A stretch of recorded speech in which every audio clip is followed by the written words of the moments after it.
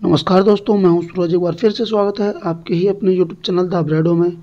और आज हम हाजिर हैं फिर से अपभ्रंश साहित्य के बारे में पढ़ने के लिए।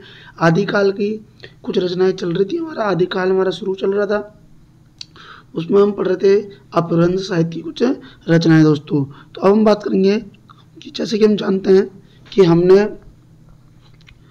इसमें अपना ये पुष्पदंत और धनपाल चतुर्मुख, अब्दुल रहमान, ये कवि हमने पढ़ लिए हैं दोस्तों।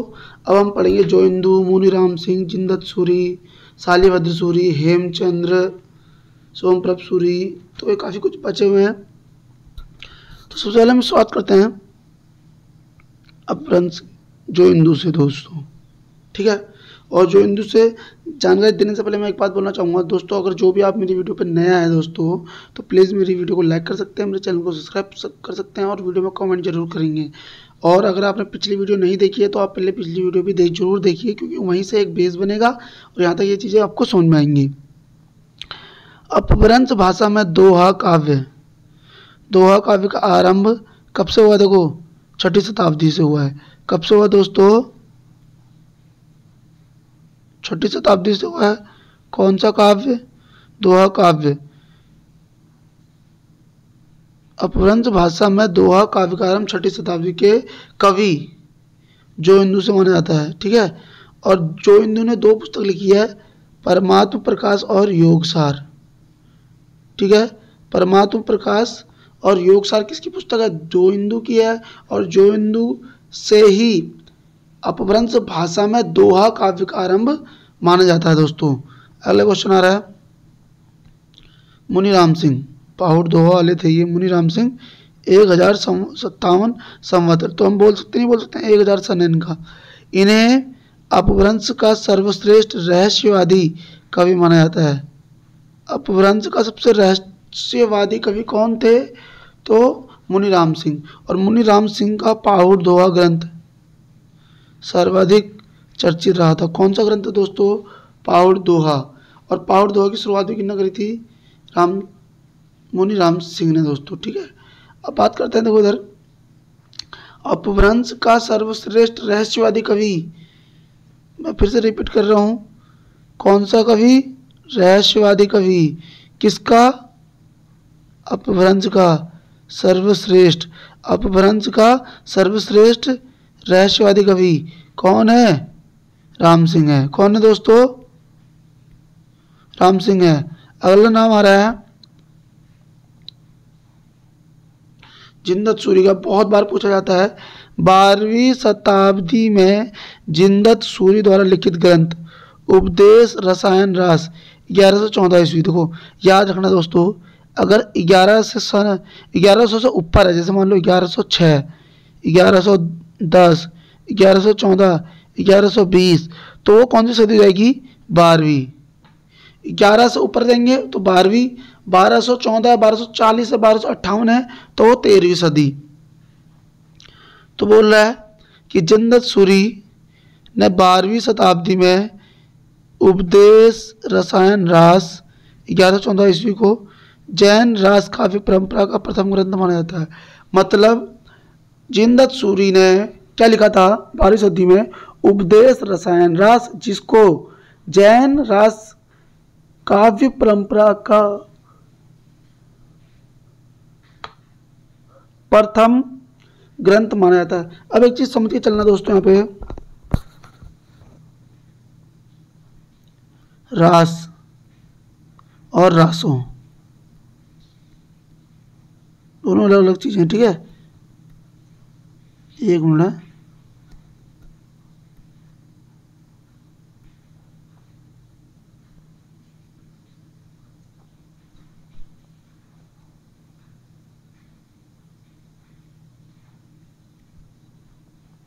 रास, अरे एक मिनट,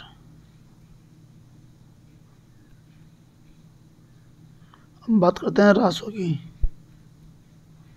तो याद रखना, रास ग्रंथ वो होते हैं जो धर्म से संबंधित हो। मतलब किसी पंथ, किसी संप्रदाय, किसी धर्म आदि के उत्थान के लिए, मतलब कोई अपनी पंथ को आगे बढ़ाना चाह रहा है तो वो जो ग्रंथ लिखेगा उन ग्रंथों को बोला जाएगा रास। और वहीं पे जो कवि राजाओं के दरबार में रहते थे और राजाओं के वीरतापूर्ण वर्ण चरित्र का वर्णन करते थे उन ग्रंथों को बोलते थे रासव। तो समझ आ रही बात। रामचंद्र शुक्ल ने रासव का उत्थान या रासव की उत्पत्ति कैसे आती, रसायन से बताई थी। विशाल देव रासव में नाल रसायन, इस तरीके से लाइन है, वहीं से इन्होंने बोला था कि रासव शब्द जो है वो रसायन से आया हुआ है।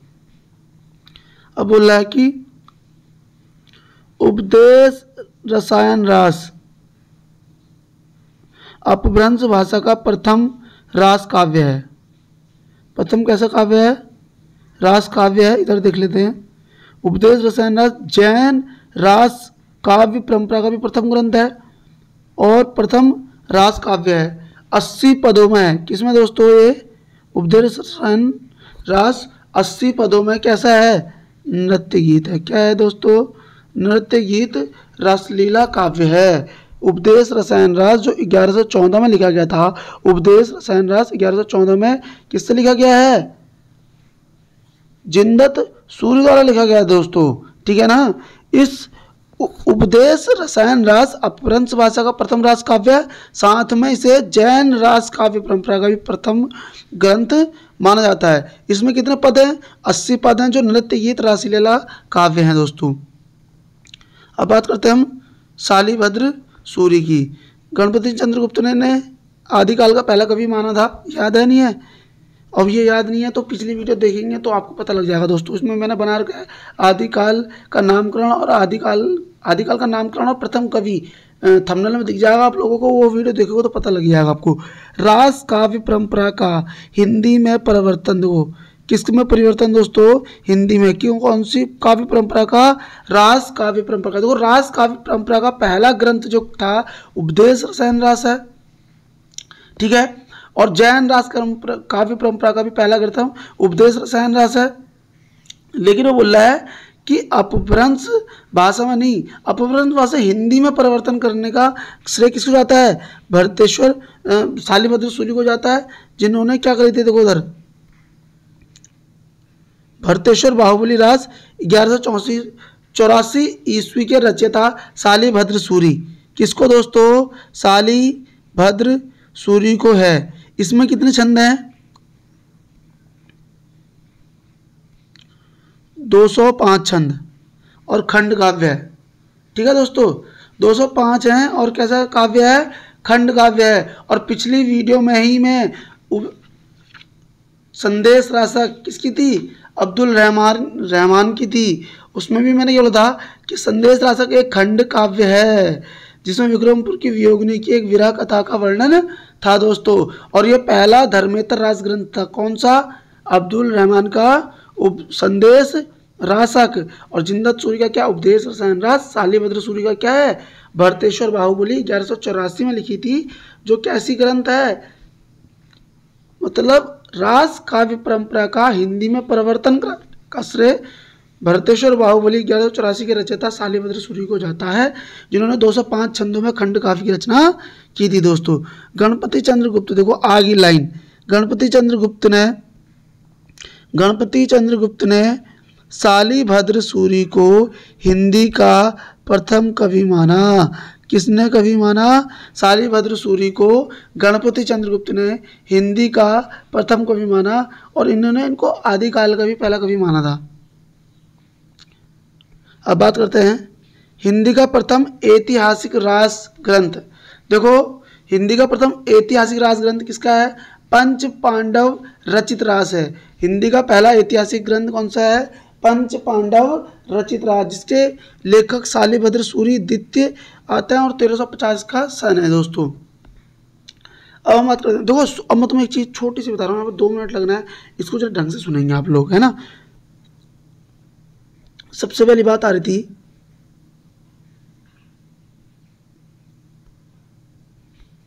पहली बात ये आ रही है कि अरे कहाँ ये पेन, अपभ्रंश का राज ग्रंथ, अपभ्रंश भाषा का पहला राजग्रंथ कौन सा था अपभ्रंश भाषा का? उपदेश रसायन रास। उपदेश रसायन रास। अपभ्रंश भाषा का अपभ्रंश भाषा का पहला राजग्रंथ कौन सा था? उपदेश रसायन रास। और मैं वहीं पे बात करूं कि इसमें आ रहा था एक और क्वेश्चन कि पहला धर्मेतर राजग्रंथ कौन सा है? धर्मेतर मतलब धर्म से हटके, तो धर्म से उपदेश रसायन रास। अगला क्वेश्चन आ रहा है कि जैन रास काव्य परंपरा का प्रथम ग्रंथ उपदेश रसायन रास। फिर आ रहा है आपका अगला पॉइंट कि हिंदी में परिवर्तन करने का, रास काव्य परंपरा को हिंदी में परिवर्तन करने का श्रेय भरतेश्वर बाहुली के रचयिता किसको आता है? शालिभद्र सूरी को जाता है। और हिंदी का ही इन्होंने लिखा था, शालिभद्र सूरी ने ही हिंदी का प्रथम ऐतिहासिक राजग्रंथ भी इन्हीं का ही है। हिंदी का प्रथम ऐतिहासिक राजग्रंथ पंच पांडव रचित शालिभद्र सूरी ने लिखा है। और रास काव्य परंपरा का हिंदी में परिवर्तन करने का श्रेय भी भरतेश्वर बाहुली को ही जाता है दोस्तों। अब हम बात करते हैं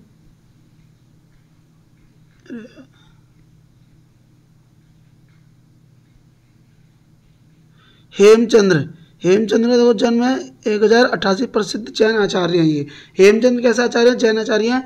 हेमचंद्र गुजरात के सोलंकी राजा सिद्धराज जयसिंह और उनके भतीजे कुमारपाल के दरबार में रहते थे।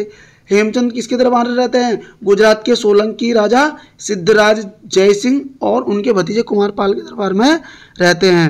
अब क्वेश्चन क्या बन रहा है देखो, हेमचंद्र की रचनाएं। हेमचंद्र ने कुमारपाल चरित्र, योग शास्त्र, प्राकृत व्याकरण,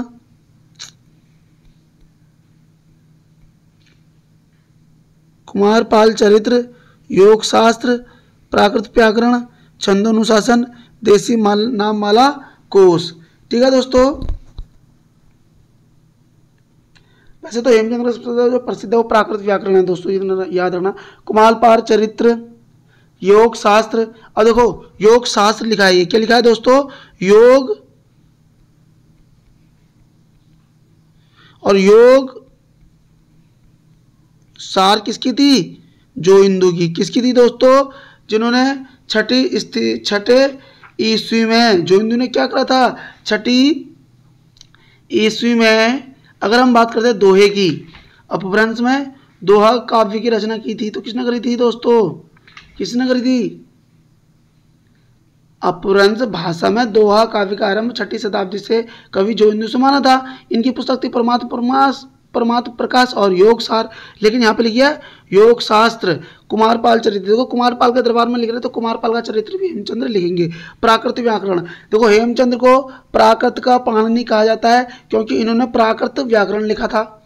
छंद अनुशासन और देसी नाम माला कोश। इनका व्याकरण ग्रंथ सिद्ध हेमचंद्र शब्द अनुशासन के नाम से प्रसिद्ध था। सिद्ध मतलब हेमचंद्र। सिद्ध क्यों बोल रहे हैं? क्योंकि सिद्धराज जयसिंह के वहाँ पे रहते थे और हेमचंद्र इनका खुद का नाम है। व्याकरण में संस्कृत, प्राकृत, अपभ्रंश तीनों का समावेश है। पाली को छोड़ देते हैं, प्राकृत, अपभ्रंश और संस्कृत। हेमचंद्र को प्राकृत का पाणिनि माना जाता है दोस्तों। क्या माना जाता है? देखो हेमचंद्र को प्राकृत का पाणिनि माना जाता है। उदाहरण के लिए हेमचंद्र ने भट्टी के समान एक द्वय आश्रय काव्य की रचना करी है दोस्तों। ठीक है, द्वय आश्रय काव्य की रचना किसने करी है? हेमचंद्र ने करी है, लेकिन किसके समान करी थी? भट्टी के समान की थी। अब बात करते हैं हम सोमप्रभ सूरी की दोस्तों। किसकी? देखो सोमप्रभ सूरी अलग है, जिनदत्त सूरी अलग है। जिनदत्त सूरी ने उपदेश रसायन रास लिखा था 1114 में, 12वीं सदी में, जिसको हमने क्या बोला था? जैन रास काव्य परंपरा का प्रथम रास ग्रंथ है। और उपदेश रसायन रास को ही हमने अपभ्रंश भाषा का प्रथम रास काव्य भी बोला था, जिसमें 80 पदों का नृत्य गीत रासलीला काव्य था दोस्तों। था नहीं था? अभी अगर याद नहीं है तो आप पिछले थोड़ा सा इसके पीछे जाएंगे तो फिर आपको वहाँ पे मिल जाएगा दोस्तों। आगे बढ़ते हैं। सोमप्रभ सूरी गुजरात के एक प्रसिद्ध जैन साधु थे दोस्तों।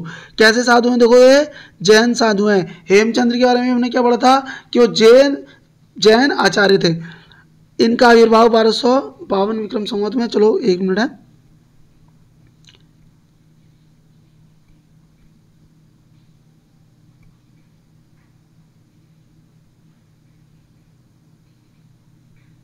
सोमप्रभ सूरी का कुमारपाल प्रतिबोध 1141 विक्रम संवत नामक एक गद्य पद्य होना चाहिए, वैसे इसने गद्य गद्य लिखा है, गद्य पद्यमय संस्कृत प्राकृत काव्य लिखा है दोस्तों, है ना। सोमप्रभ सूरी ने कुमारपाल प्रतिबोध कब लिखा है? 1241 में, और एक गद्य पद्यमय संस्कृत प्राकृत काव्य लिखा गया है दोस्तों। आगे बढ़ते हैं। जैन आचार्य मेरुतंग, जैन आचार्य मेरुतंग ने संवत 1361, संवत 1361 जानते हो आप? 1361 मतलब 1304,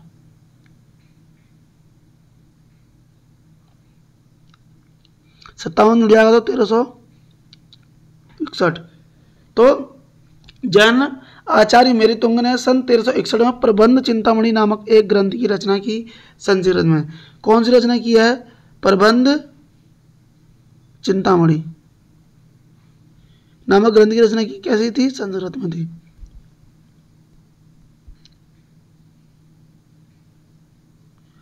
जैनाचार्य मेरुतंग ने संवत 1361 में प्रबंध चिंतामणि नामक एक ग्रंथ की रचना करी, जो कैसी थी? संस्कृत में दोस्तों। प्रबंध चिंतामणि में दुहा विद्या, कौन सी विद्या? दुहा विद्या, विवाद प्रसंग मिलता है।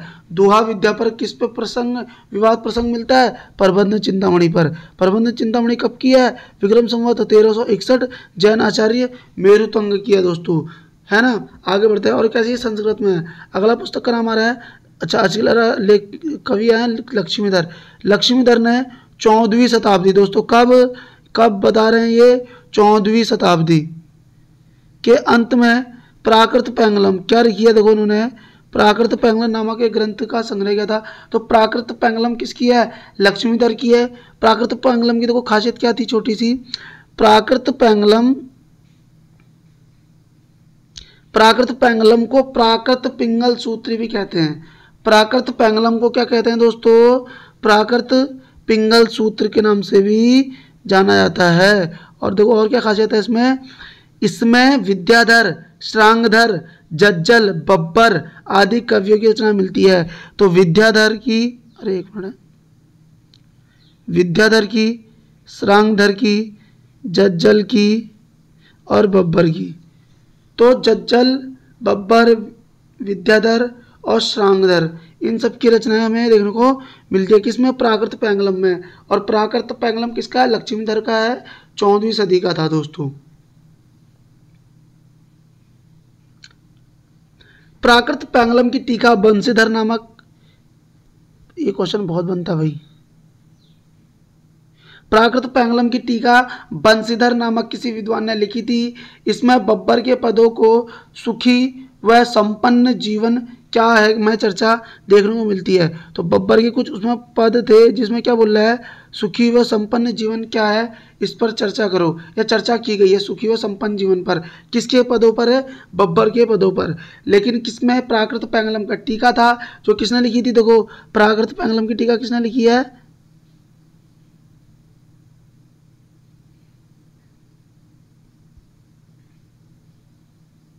बंशीधर ने लिखी थी। आगे बढ़ते हैं। प्राकृत पैंगलम 8 छंदों के आधार पर शुक्ल ने, प्राकृत पैंगलम के 8 छंदों के आधार पर शुक्ल ने हमीर रासों की कल्पना की और इसका रचयिता किसको माना है? श्रांगधर को। भाई क्वेश्चन बना हुआ क्वेश्चन आ गया देखो।